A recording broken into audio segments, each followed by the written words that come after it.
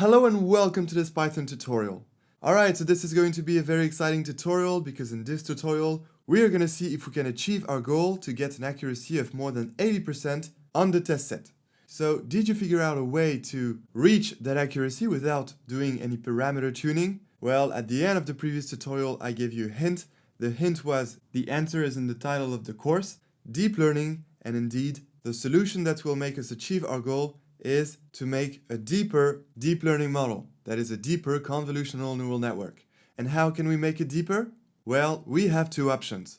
First option is to add another convolutional layer, and the second option is to add another fully connected layer. So maybe you experimented and maybe you figured out that the best solution is actually to add a convolutional layer. So that's what we'll do in this tutorial, but you can always improve your model by considering the two options, that is adding a convolutional layer as well as a fully connected layer.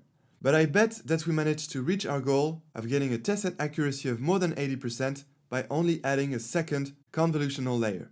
You'll see how it will definitely improve our performance results on new observations, that is on the test set, as well as reducing the overfitting. So let's do it and let's see if I'm right. Besides, it's important to do this tutorial because you're going to see how it is so easy to add another convolutional layer.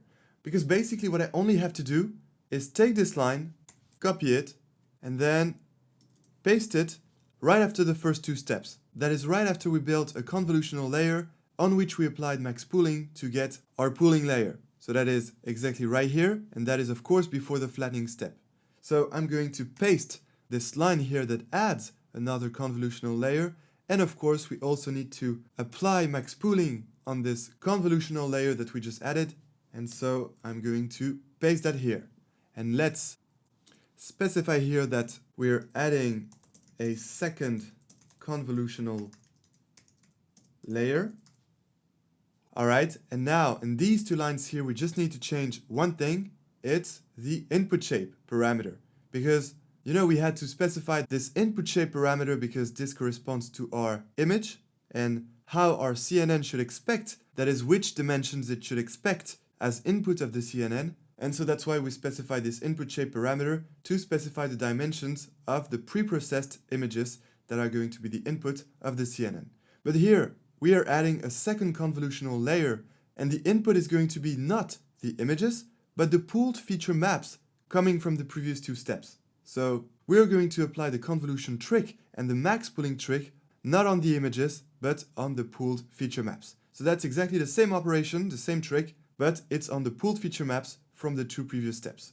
And so we don't need to include this parameter input shape here because we only need to include that when we don't have anything previously.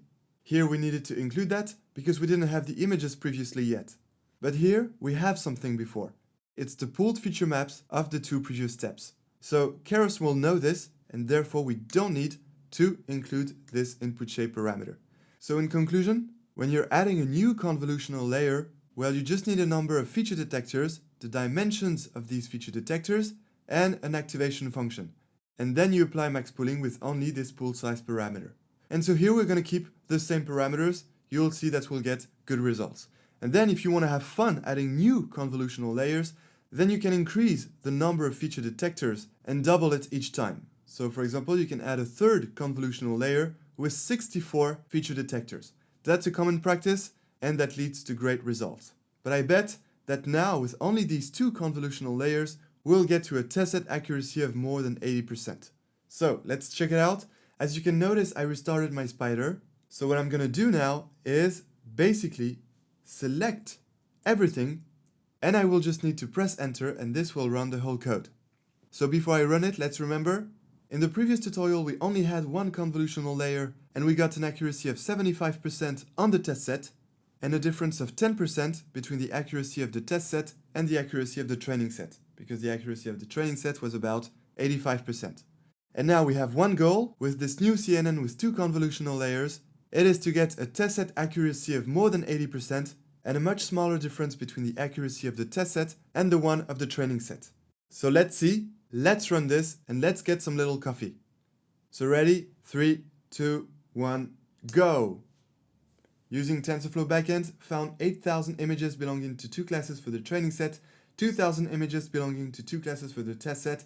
And here we go with the first epoch, 1 out of 25, and we're beginning with an accuracy of 50% for the training set. And the loss function around 70%. And remember, this is going to decrease and this is going to increase. And not only we want this accuracy to go over 80%, but we also want the accuracy of the test set to go over 80%. So right now it's running. I'm very excited to see what happens in the end.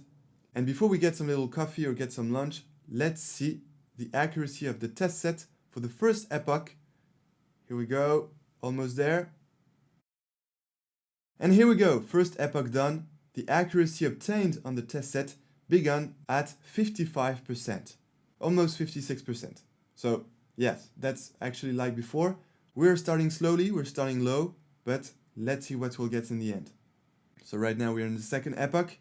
The accuracy of the training set is already increasing pretty well. We already reached 60%.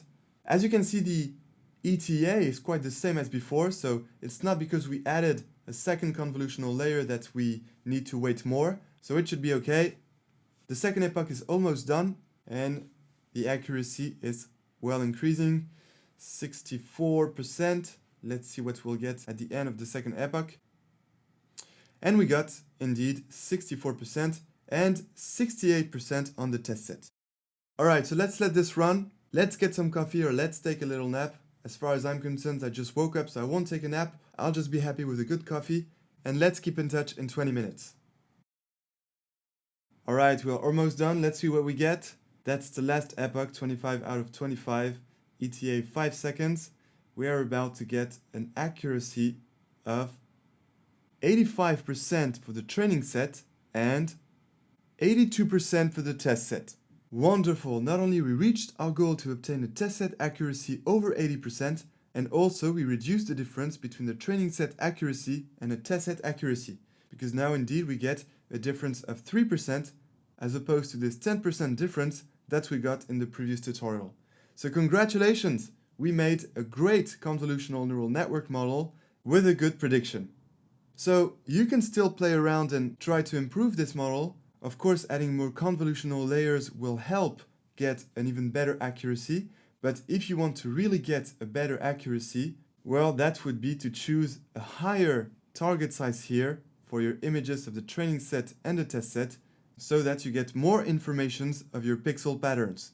Because indeed, if you increase the size of your images, that is, the size down to which all your images will be resized, well, you will get a lot more pixels in the rows and a lot more pixels in the columns in your input images, and therefore you will have more informations to take on the pixels. So you can try this, but I would recommend using a GPU or trying this before getting to sleep, and you might even be able to get an accuracy over 90%. Alright, so that's the end of this section. Congratulations for having made a convolutional neural network. We did not make a cake, and I hope this can be useful for you in the future. Until then, enjoy deep learning!